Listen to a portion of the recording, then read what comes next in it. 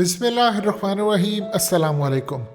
बहुत ही मज़ेदार सिचुएशन हो चुकी है और बड़ा मज़ा आने वाला है आपको और हम सबको, क्योंकि इस वक्त चाइना ने S-400 एक्साई चिन और चाइना ने डैम चौक के अक्रॉस दूसरी जगह पर S-400 को डिप्लॉय कर दिया है। चाइना के पास 6 बैटरीज हैं इसकी।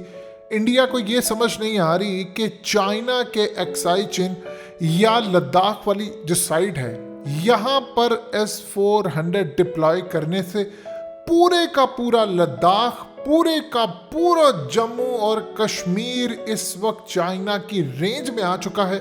कोई भी तैयारा, कोई एक तैयारा, ड्रोन, राफेल, कुछ भी यहाँ से उड़ेगा, चाइना उसके परखच्चे उड़ा देगा, क्योंकि S-400 की जो रेंज है वो 400 किलोमीटर तक की रेंज है।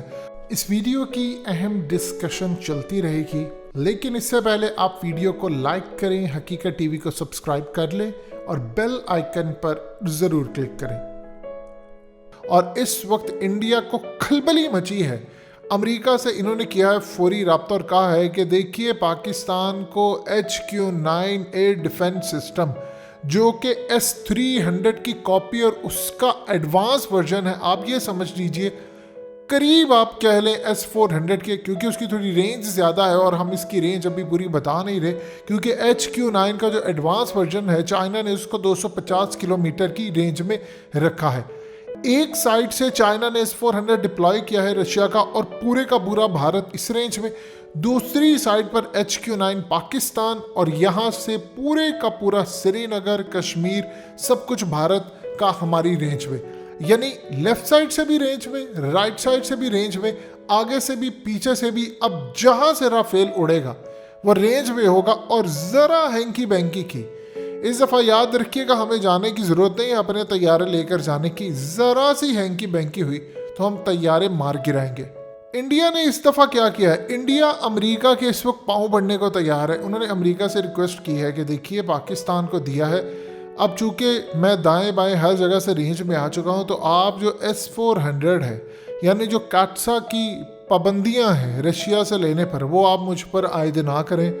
अगर आप चाहते हैं कि मैं चाइना से लड़ूंगा तो आपको मुझे वेव ऑफ करना पड़ेगा। अगर आप नहीं करेंगे तो फिर याद रखिएगा, ना मैं पाकिस्तान से लड़ सकता हूँ, ना मैं चाइना से लड़ सकता हूँ, और फिर आपका जो मकसद है चाइना को दबोचने का वो पूरा नहीं होगा।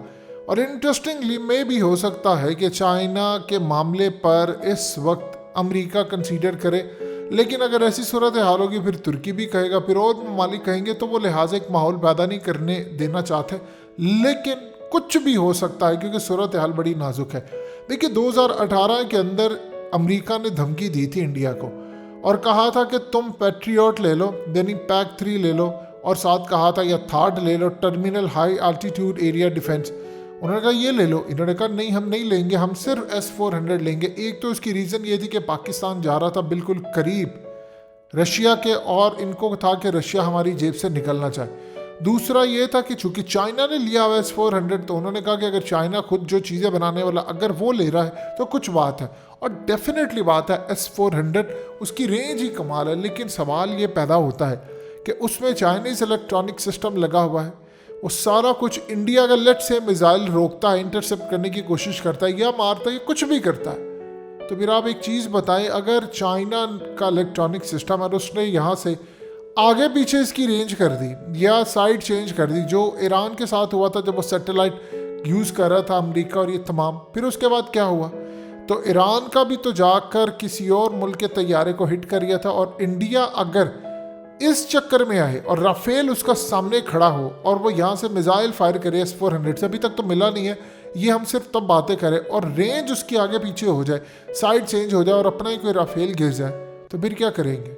फिर सूरत हाल कितनी ख़तरनाक होगी, क्योंकि फिर रशिया तो ये कहेगा कि मैंने आज के बाद क्या, रशिया के पूरी दुनिया में लोग, ममालिक, बड़े बड़े इदारे इंडिया को देने से बाज रहेंगे कि एक तो राफेल गिरा दिया, दूसरा S-400 की बदनामी हुई, आगे ही फ्रांस का राफेल हमने गिराना है। ये तो इस वक्त आपके पायलट्स को टास्क दिया गया है कि इंडिया का तकब्बुर ख़त्म करना है। जिस तरह उस वक्त सुल्तान महमूद गजनवी जब आया था तो उसने कहा था कि सोमनाथ का बुत तो हमने तोड़ना, उसके बाद सारी सूरत हाल होगी।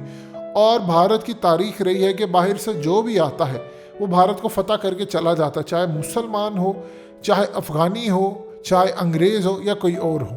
पाकिस्तान का हवा बड़ा इंटरेस्टिंग है, लेकिन हार्श विंटर होने वाला है। इस वक्त राहुल गांधी ने बड़ी ज़बरदस्त बात की है।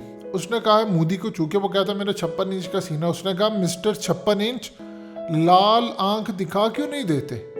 उसने कहा तुम तो कहते थे कि चाइना और पाकिस्तान आएंगे तो मैं आंखें दिखाऊंगा, फिर मैं देखूंगा क्या करे। उसने कहा तो तुम लाल आंख दिखा क्यों नहीं देते। अब इस वक्त चाइना के मामले पर इंडिया परेशान है।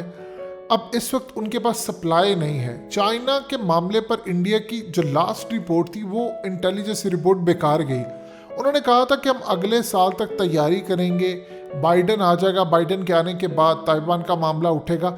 और ख़ास तौर पर इन सूरत हाल के पेश नज़र चाइना उस वक्त ये कहेगा कि हम इंडिया के साथ बातचीत जारी रखेंगे और नेक्स्ट टाइम कोई हार्श विंटर नहीं होगा। इस दफ़ा जो इंटेलिजेंस रिपोर्ट आई है, पहली तो गलत थी, इस दफ़ा ज़रूर सच होगी, क्योंकि इस दफ़ा इंडिया की टुकाई की खबर आई है। उन्होंने कहा है कि मार्च अप्रैल में एक बड़ी लड़ाई मुतवक्के है, सामान इनके पास मौजूद नहीं है। कोरोना की वजह से सप्लाई पूरी दुनिया के अंदर वैसे ही रुकी है, ग्लोबल सप्लाई चेन मुतासिर है, इंडिया के पास कोई चीज़ नहीं। इवन कि चाइना, आप देखिए क्या बात कर रहे, उसने कहा है कि तुम्हारे पास क्या चीज़ है।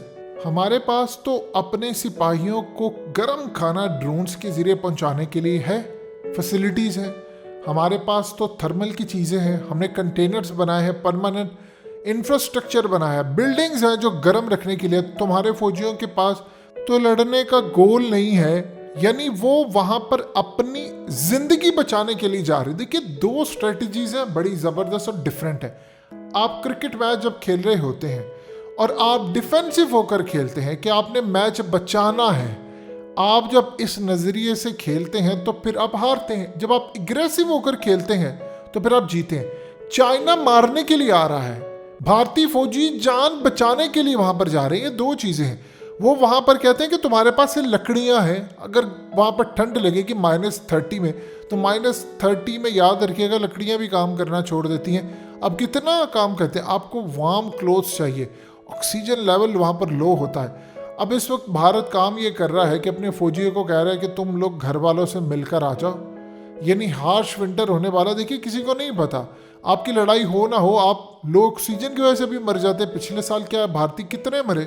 तो इस वक्त उन्होंने कहा कि आप अपनी फैमिली से मिलकर आओ। और एज यूजुअल भारतीय फौजी दरख्वास्त दे रहे हैं, कोई अपनी माँ का बहाना, कोई फलाने का बहाना कि हमें वहाँ जाना ना पड़े। देखिए है तो वो मुश्किल काम, लेकिन यकीन कीजिए अल्लाह का करम है हम पर, हमारी फ़ौज में ये चीज़ नहीं पाई जाती। ऐसा नहीं है कि पाकिस्तान के बारे में हम गुफ्तगू करते हैं। चाइना के अंदर मामला डिफरेंट है, उनके अंदर भी उस लेवल की चीज़ नहीं, लेकिन जाहिर सी बात है फैसिलिटीज़ जब हों तो आप फिर कुछ ना कुछ रहते हैं। उनको कहा गया कि तुमने अपनी तहजीब की रखवाली करनी। यहाँ पर ताज़ा मोदी आया, वो कह रहे हैं हम पागल हैं, इसकी खातिर अपनी जान देंगे, तो वो बहाने कर रहे हैं, छुट्टियों की दरख्वास्त दे रहे हैं। याद कीजिए पाकिस्तान इंडिया की जब जंग होने वाली थी तो 1 लाख फौजियों ने रिक्वेस्ट कर दी थी कि हमें छुट्टियाँ दे दें। तो 14 लाख की फौज में से 1 लाख फौज तो आपका ये हरकतें करेगी, तो आप क्या करेंगे। सो मज़ेदार सिचुएशन होने वाली है। और चाइना ने इस दफ़ा इंडिया को कहा है इलाके छोड़कर चले जाओ, नहीं तो हम फिर तुमसे इलाके मार कर लेंगे।